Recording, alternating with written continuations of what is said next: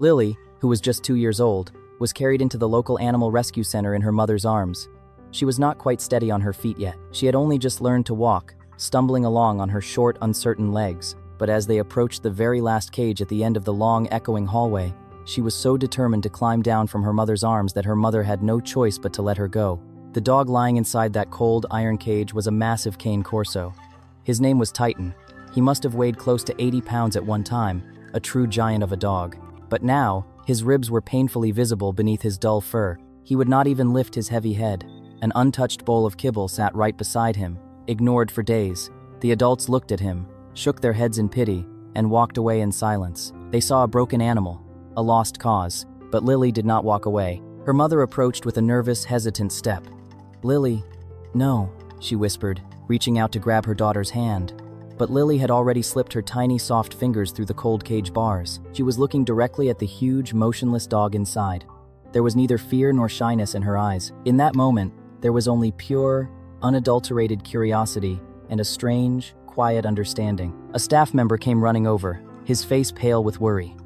Just as he was about to say something to stop the child, something incredible happened. Lily, though no one could figure out how she managed it, unlatched the heavy cage door and stepped inside. Her mother froze. The staff member froze. The huge dog inside did not move a muscle. Lily crouched down next to the dog, her small frame looking like a tiny bird next to a mountain. She reached into the bowl with her tiny hands, took a single piece of food, and held it out in her open palm.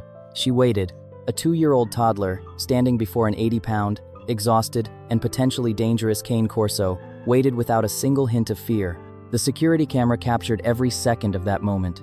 The dog slowly, painfully lifted its massive head. For the first time since arriving at the shelter, Titan looked at someone with genuine attention. Then, very carefully, with a gentleness that defied his size, he leaned forward and took the food from Lily's tiny hand. The volunteer watching was nearly in tears. This dog had not eaten anything in days. He was starving himself to death out of grief. That evening, the staff watched the footage over and over again. A 2-year-old child and a Cane Corso that had been withdrawn from the world for weeks. No one could believe what they were seeing. Titan belonged to Arthur Miller, a retired firefighter who had spent his life saving others. For 8 years, Arthur and Titan had never been apart. This large, heavy, imposing dog had never left Arthur's side, serving as his shadow and his best friend. But a few months ago, Arthur suddenly passed away. The family tried their best to care for Titan, but the dog simply could not adjust to a world without his master. One day, overwhelmed by sorrow, he ran away. Weeks later, he was found on the side of a highway outside the city, weak, exhausted, and completely alone. When he arrived at the rescue center, the staff immediately realized how serious his condition was. His ribs were protruding. His eyes were vacant and hollow. When a Cane Corso of this size stops eating, he does not just lose weight. He begins to waste away from the inside out. The veterinarian had summed up the situation clearly. He described it as severe stress and extreme malnutrition. The dog was on his last legs. Lily did not understand the tragedy of the story, of course. She was only 2 years old, but as her mother told her about the big, sad dog, Lily sat down next to Titan and touched his big head with her tiny, warm hand. "Titan?" she said softly. She did not say anything else. She did not need to. Her mother took her to the shelter every single day after that. Lily did the exact same thing every time. She would crouch down next to Titan, reach for the bowl, and wait. Sometimes Titan ate, and sometimes he simply looked at her. Lily never seemed disappointed or frustrated. That is an extraordinary level of patience for a baby, but it was as if she instinctively knew how much time and space Titan needed to heal his broken heart. Slowly, the bowl began to empty. Titan began to lift his head the moment he saw Lily's mother's car in the parking lot. Then he started to get up on his shaky legs. Then, one afternoon, he wagged his tail so gently that one of the staff members almost missed it, but they did not. "He is waiting for her," they said quietly to one another. By then, the shelter staff had also started waiting for Lily. Every afternoon, the volunteers would spot the car pulling in and let each other know with a smile. By the time Lily reached the front of Titan's cage, the dog was already on his feet, his tail thumping against the floor. As soon as the door opened, Lily would rush inside before her mother could even catch up, and Titan would bend his massive head down to sniff Lily's little face. Then the two of them would sit down on the floor together.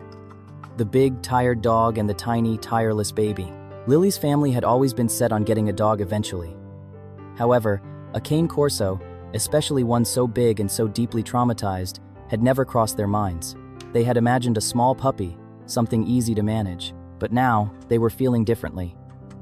They saw a bond that could not be explained by logic. The first word Lily said every morning when she woke up was Titan.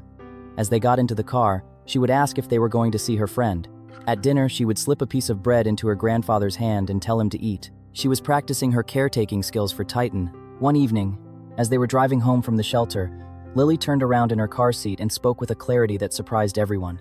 "Let Titan come home," she said. That was the whole sentence. There was no complex grammar and no long explanation. But there was something so definitive and certain about it that her mom and dad looked at each other and knew what they had to do. A few days later, they all went to the shelter together as a family. Before Lily even realized what was happening, the paperwork was being prepared and the fees were being paid. Titan was officially coming home. The first few weeks passed in a strange, beautiful balance.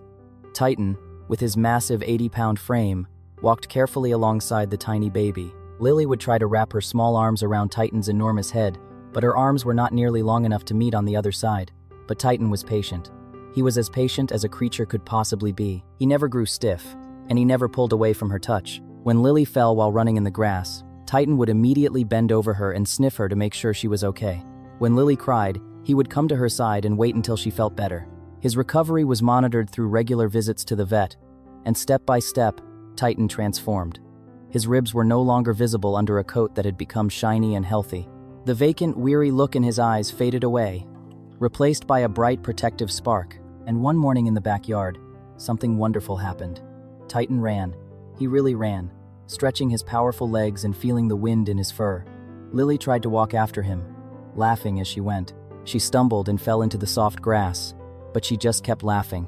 Titan turned back immediately, crouched down beside her, and waited, just like Lily had always done for him in that dark cage. Every morning, Titan saw her off to the door. Every afternoon, he was already waiting there before the door even opened, his ears perked for the sound of her voice. At night, he would stretch out in front of Lily's bedroom door and lie there motionless until the sun came up. Whenever her mother got up to check on her during the night, she always found him in the same spot. His large head would be resting on his front paws, his eyes fixed on the door.